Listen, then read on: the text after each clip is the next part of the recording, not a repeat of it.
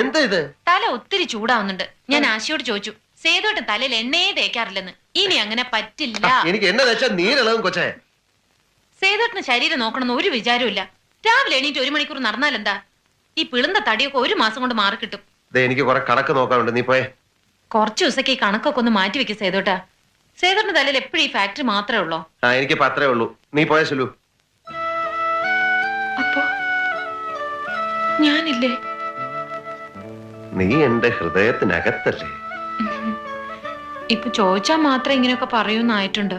പണ്ടൊക്കെ നീ പോയി വെള്ളം ചൂടായി നോക്കി. അതൊക്കെ ചൂടായി കഴിഞ്ഞു. എന്നാ പോയി കുളിക്കേ. ആദ്യം മുതലേയുള്ള എന്റെ ഒരു ആഗ്രഹം പറയട്ടെ സേതുവേട്ടാ. ഒരുപാട് വലുതാണെങ്കിൽ പറയണ്ട. അത്ര വലുതൊന്നുമല്ല. എന്നാ പറ. ഒരു ഹണിമൂൺ ട്രിപ്പ് ഊട്ടിയിലേക്ക്.